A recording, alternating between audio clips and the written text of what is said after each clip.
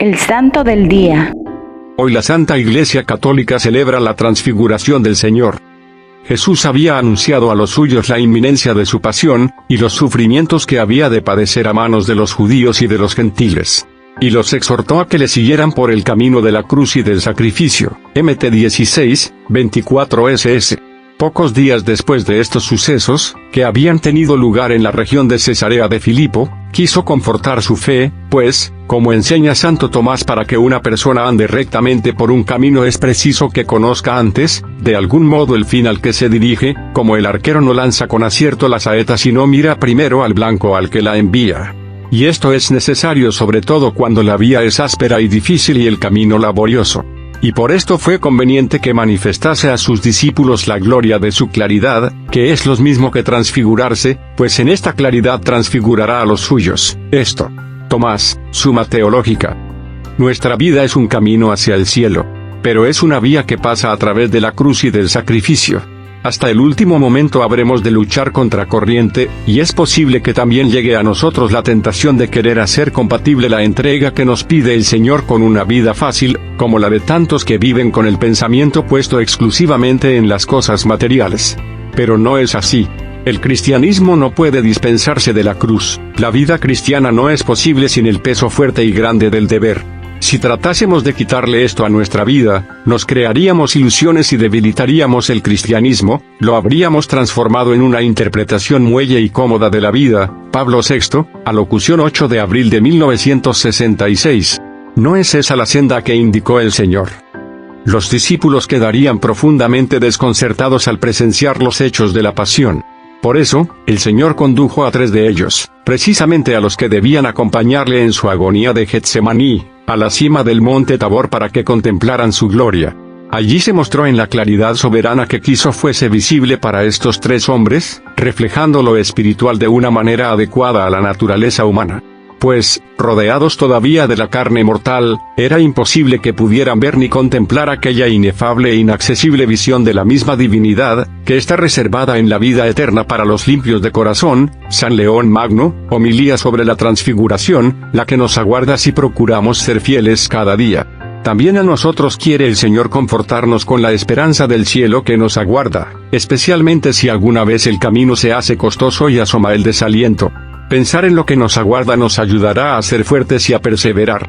No dejemos de traer a nuestra memoria el lugar que nuestro Padre Dios nos tiene preparado y al que nos encaminamos. Cada día que pasa nos acerca un poco más. El paso del tiempo para el cristiano no es, en modo alguno, una tragedia, acorta, por el contrario, el camino que hemos de recorrer para el abrazo definitivo con Dios, el encuentro tanto tiempo esperado.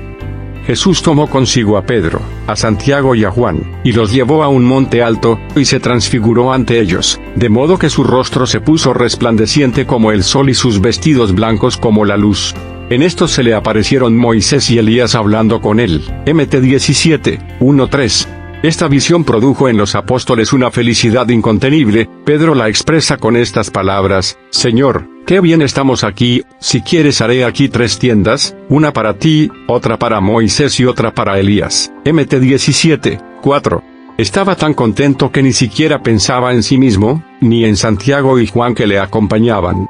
San Marcos, que recoge la catequesis del mismo San Pedro, añade que no sabía lo que decía. MC 9, 6. Todavía estaba hablando cuando una nube resplandeciente los cubrió y una voz desde la nube dijo: Este es mi Hijo, el amado, en quien tengo mis complacencias, escuchadle. Mt 17, 5. El recuerdo de aquellos momentos junto al Señor en el Tabor fueron sin duda de gran ayuda en tantas circunstancias difíciles y dolorosas de la vida de los 3 discípulos. San Pedro lo recordará hasta el final de sus días.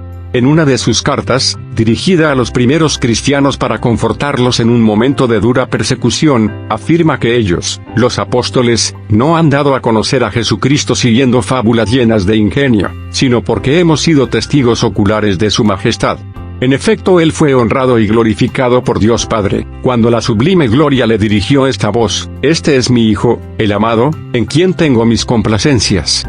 Y esta voz, venida del cielo, la oímos nosotros estando con él en el Monte Santo. 2 Pdr 1, 16-18.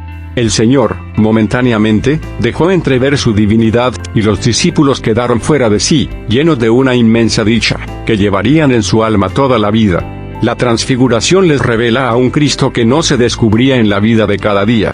Está ante ellos como alguien en quien se cumple la alianza antigua, y, sobre todo, como el Hijo elegido del Eterno Padre al que es preciso prestar fe absoluta y obediencia total. Juan Pablo II, homilía 27 de febrero de 1983, al que debemos buscar todos los días de nuestra existencia aquí en la tierra. ¿Qué será el cielo que nos espera, donde contemplaremos, si somos fieles, a Cristo glorioso, no en un instante, sino en una eternidad sin fin? Todavía estaba hablando, cuando una nube resplandeciente los cubrió y una voz desde la nube dijo: «Este es mi Hijo, el amado, en quien tengo mis complacencias, escuchadle». Mt 17, 5. Tantas veces le hemos oído en la intimidad de nuestro corazón. El misterio que celebramos no solo fue un signo y anticipo de la glorificación de Cristo, sino también de la nuestra, pues, como nos enseña San Pablo, el Espíritu da testimonio junto con nuestro espíritu de que somos hijos de Dios. Y si somos hijos también herederos, herederos de Dios, coherederos de Cristo, con tal que padezcamos con Él, para ser con Él también glorificados. Rom 8, 16-17. Y añade el apóstol: «Porque estoy convencido de que los padecimientos del tiempo presente no son comparables con la gloria futura que se ha de manifestar en nosotros». Rom 8, 18. Cualquier pequeño o gran sufrimiento que padezcamos por Cristo nada es si se mide con lo que nos espera. El Señor bendice con la cruz, y especialmente cuando tiene dispuesto conceder bienes muy grandes. Si en alguna ocasión nos hace gustar con más intensidad su cruz, es señal de que nos considera hijos predilectos. Pueden llegar el dolor físico, humillaciones, fracasos, contradicciones familiares. No es el momento entonces de quedarnos tristes, sino de acudir al Señor y experimentar su amor paternal y su consuelo. Nunca nos faltará su ayuda para convertir esos aparentes males en grandes bienes para nuestra alma y para toda la Iglesia. No se lleva ya una cruz cualquiera, se descubre la cruz de Cristo, con el consuelo de que se encarga el Redentor de soportar el peso. J. Escrivá de Balaguer, amigos de Dios. Él es, amigo inseparable, quien lleva lo duro y lo difícil. Sin Él cualquier peso nos agobia. Si nos mantenemos siempre cerca de Jesús, nada nos hará verdaderamente daño, ni la ruina económica, ni la cárcel, ni la enfermedad grave, mucho menos las pequeñas contradicciones diarias que tienden a quitarnos la paz si no estamos alerta. El mismo San Pedro lo recordaba a los primeros cristianos: «¿Quién os hará daño, si no pensáis más que en obrar bien? Pero si sucede que padecéis algo por amor a la justicia, sois bienaventurados». 1 Pdr 3, 13-14. Pidamos a Nuestra Señora que sepamos ofrecer con paz el dolor y la fatiga que cada día trae consigo, con el pensamiento puesto en Jesús, que nos acompaña en esta vida y que nos espera, glorioso al final del camino. Y cuando llegue aquella hora en que se cierren mis ojos humanos, abridme otros, Señor, otros más grandes para contemplar vuestra faz inmensa. Sea la muerte un mayor nacimiento. J. Margal, Canto espiritual, el comienzo de una vida sin fin.